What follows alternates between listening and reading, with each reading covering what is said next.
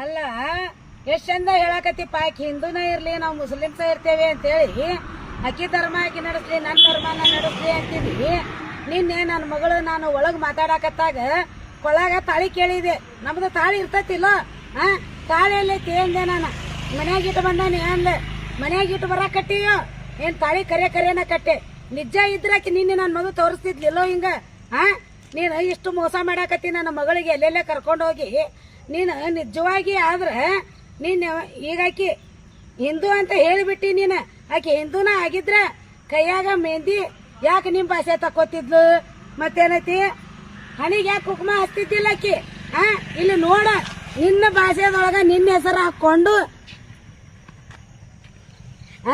ನಿನ್ನ ಭಾಷೆದೊಳಗ ನಿನ್ನ ಹೆಸರು ಹಾಕೊಂಡು ಕೊಳ್ಳ ಗುಳದಾಳ ಇಲ್ದ ನನ್ನ ಮಗಳು ಹೆಂಗ್ ಮಾಡಾಕತ್ತಾಳ? ನಮಗ ಹಣಿ ಮೇಲೆ ಕುಂಕುಮ ಇಲ್ಲ, ಕೈಯಾಗ ಬಳಿ ಇಲ್ಲ.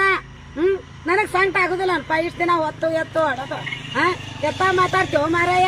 ಊರು ಮುಕ್ಕಳೆ ಚಂದಾಗಿ ನನ್ನ ಮಗಳಿಗೆ ರೀತಿ ನಡ್ತಿ ಕೊಡು. ಮತ್ತ ನನಗ ಹಂಗ ಹಿಂಗ ಧರ್ಮದಂತ ನಡ್ಕೋತೇವೆ ಅಂತೀಯ ನೀನು. ಹೊಟ್ಟಿ ಉರಿಯಂಗಿಲ್ಲ ನನ್ನ ಮಗಳ ನೀ ತಗೊಂಡ ಹೋದ್ರ ಬಿಟ್ಟು ಬಿಡಾಕಿನ ಸರಳ.